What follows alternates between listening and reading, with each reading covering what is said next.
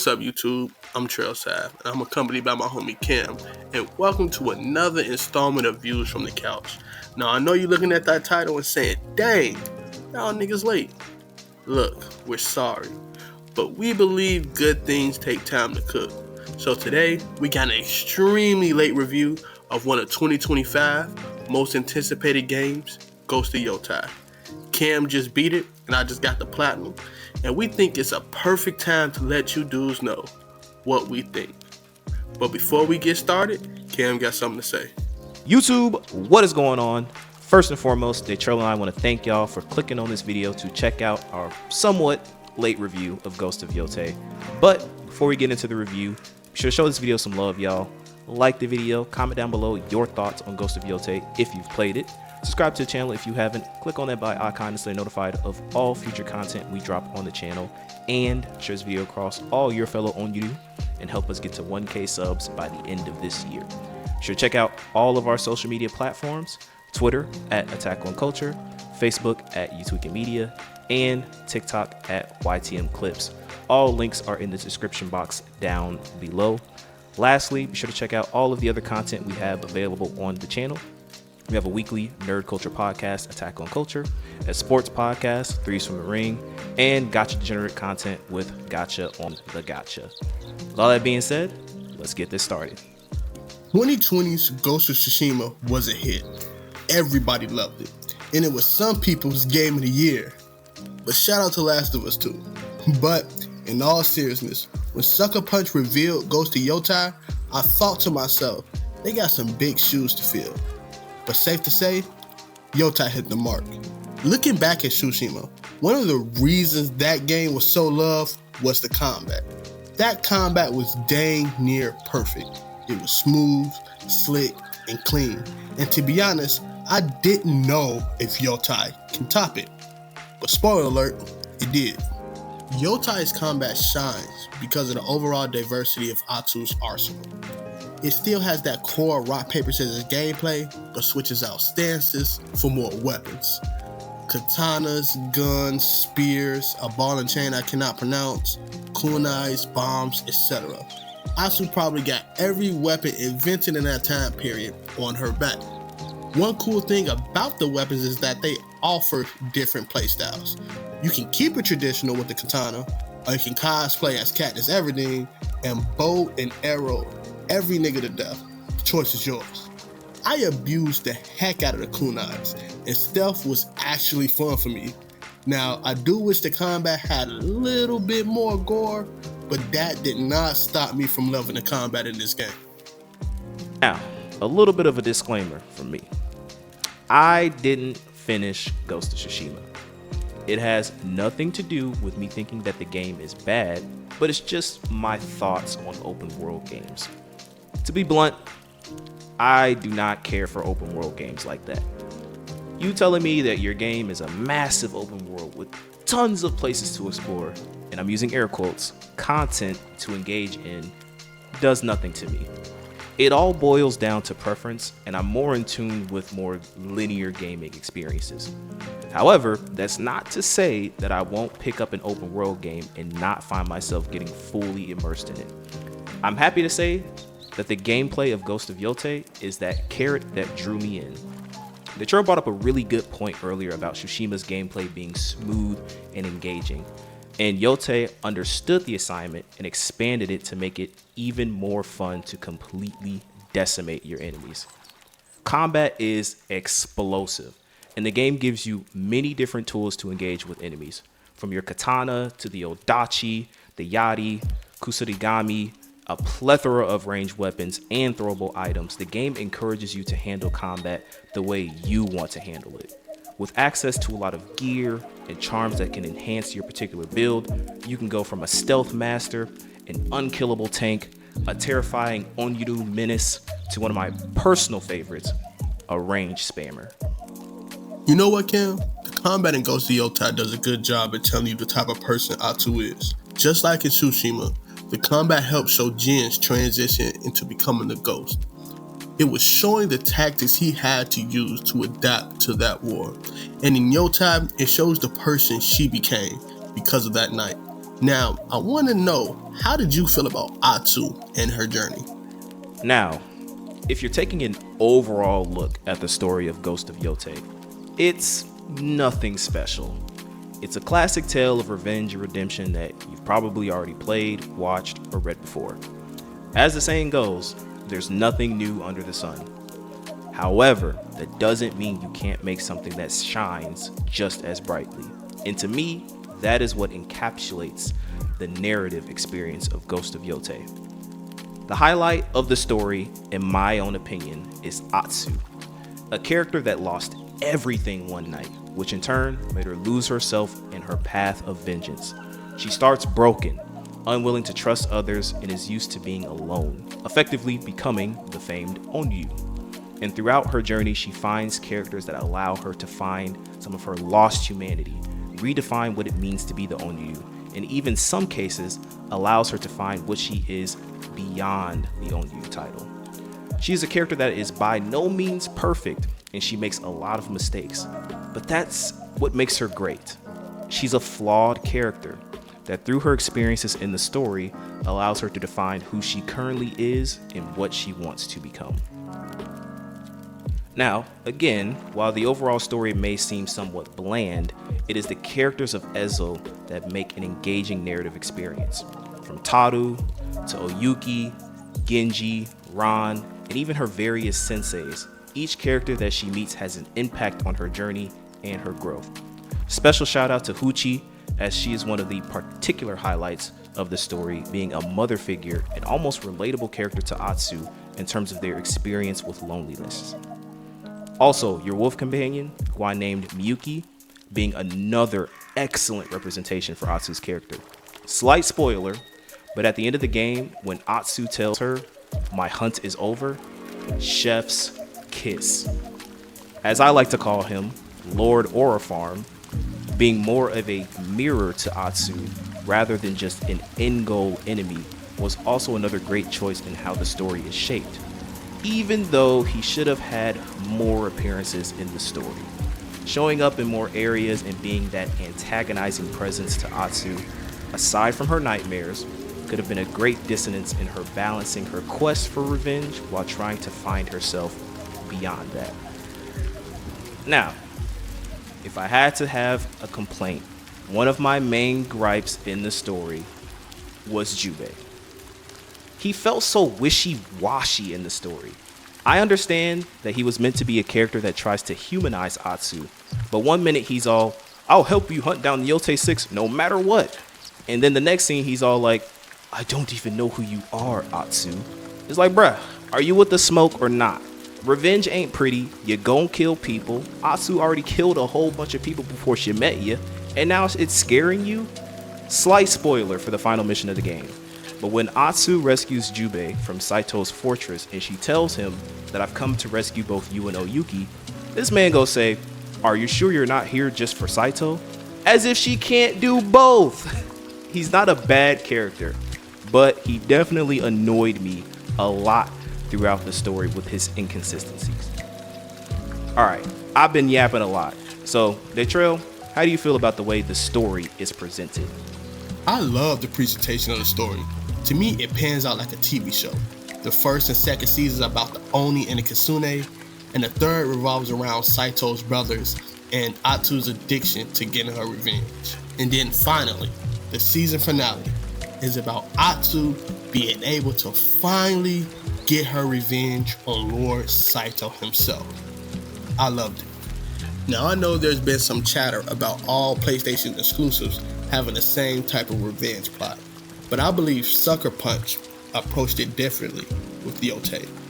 If we compare Yotei to something like Last of Us 2, the difference is that Ellie was not able to reconcile with Joel. Abby took that away from her. So Ellie's thirst for revenge not only comes from wanting to get her get back, but also she can't live with knowing she will never be able to say sorry to Joel again. Atsu is a little different. Her life ended on that night. Saito not only took her family, but he took her ability to live a normal life. Everywhere she sees the effects of Saito and his men. Even when she closes her eyes, she has to relive that night. Atsu can't take ownership of her life until she deals with him. And to me, that's fire. Now, I did have one small gripe when it comes to the story, and that revolves around the side characters.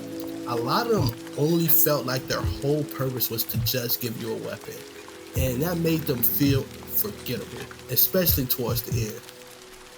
3 words best describe this game: drop dead gorgeous. Honestly, that's all you need to know. I can't count how many times I took screenshots or had to put my controller down and say, wow. Sucker Punch absolutely nailed the graphical presentation of the game. The world is immersive, and there are so many unique environments that each made me appreciate some of the smaller details of the world that we may overlook as we're headed towards our next destination. In terms of graphical presentation and world environment, this is hands down the best game in the market for 2025, in my own personal opinion. Now, if you have ADHD, OCD, or you just have a short attention span, a Ghost of Yotei ain't gonna be doing you any favors. It is undeniable that there is a lot to do in this world, and each activity you do is contributing to Atsu adding more to her arsenal. Now, I'll get into my specific thoughts on the open world design of this game a little bit later, but for now, if your main thought is, will I have a lot of stuff to do? Then the answer is yes, 100%. You can truly get lost in this world, and the game encourages you to explore and finds out some of those unique quests on your own. One of my personal favorites being the General Lily Spider Armor quest. There are also a ton of references to previous Sucker Punch games and other properties. There's an Infamous reference, a Last Ronin reference. The game even gives proper respect to Ghost of Tsushima with a cool quest that outlines what ultimately happens to Jin Sakai. But that's enough glazing from me. I couldn't have said it any better. I think this game shows the difference between art direction and just making your game look realistic. While making your game look realistic, you have a lot of things that can ultimately fill your game looking beautiful. Well, art direction takes the cake. It gives you liberty to show what you truly got. And Sucker Punch got them things. Just like Kim said, this game would get you distracted from Act 1. And I was definitely distracted. It took me around 71 hours to get this platinum, and most of that time was chasing a fox. Now, no game is perfect, and even though I had fun playing Ghost of Yotei, there's still a couple of problems I did have with the game. Now, I talked about some of these gripes early in the video, but I saved the biggest one for last. And you want to know what that is? It's the overall repetitiveness of this game, if that sounds right. And the biggest example is the cutscene that plays before you duel someone. Now, if it was the same animation for like a bounty or a grunt, I wouldn't mind. But they give the same animation even to major enemies throughout the game. Someone like Takezo the Unrivaled, someone built up from the beginning of the game to be this great warrior, and you'd think they give you some grand dual animation to start off the fight. But no, it's the same one you get. And even someone like Saito, the whole story revolves around you chasing him. And to think you will get some grand animation to start this duel. You know, Atsu showing different levels of emotion before she starts that battle.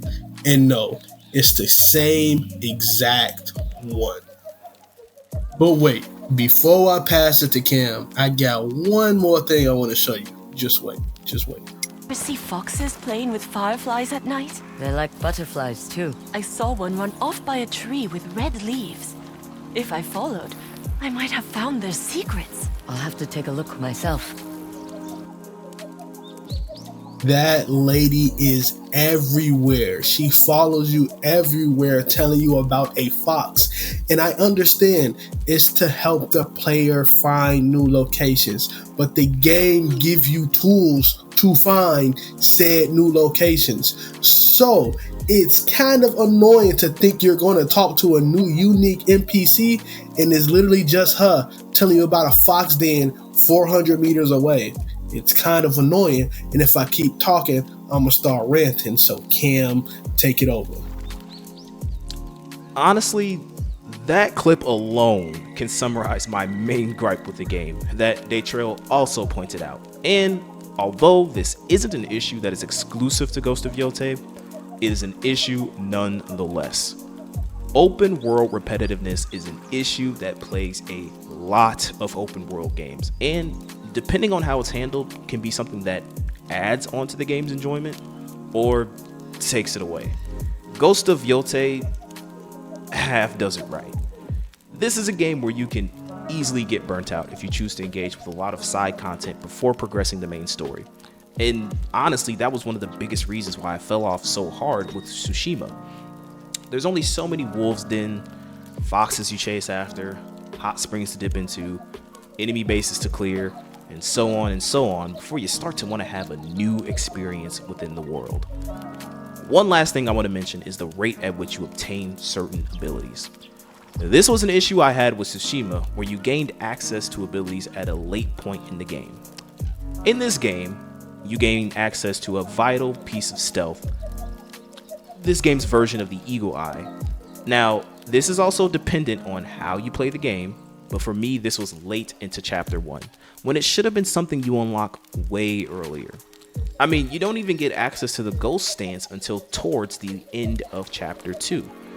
For people like me who immerse myself into side content, it sucks that I have to barrel through story content to gain access to abilities that would enhance the side content they have available.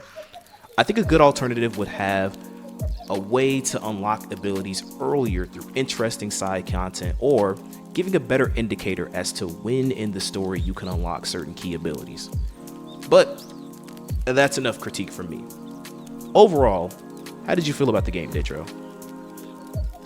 Now that we got our gripes out the way, I think it's the perfect time to give our ratings. Even though I had a little small problems with the game, I think Ghost of Yotei is a must-buy if you own a PS5. I think it is a must-buy if you like Ghost of Tsushima. So to me, I say go out, get the game, and have fun. And if I was to give a number rating to the game, I would definitely give it an 8 or 8.5 out of 10. I agree with your rating. A strong 8 out of 10. And honestly, Game of the Year contender in my book. Strong characters, solid gameplay, and an absolutely immersive world leads to a great time you'll have with this game. It's only held slightly by the repetitive nature of the side content and key abilities being locked behind late game story segments. If you have a PS5 and for some reason you have not picked up the game yet, this is a game that you can put your money into and you will not be disappointed. Well, that's it. And before I pass it off to Kim to close out this video, I just want to say thank you guys for listening. I know it's late, and I want to say I apologize for that, but be on the lookout for the more things we got down the pipeline. Peace. That's our review of Ghost of Yotei. If you have played the game yourself, let us know what your thoughts are in the comment section down below. And with all that being said, enjoy the rest of your day. God bless, and see you all next time.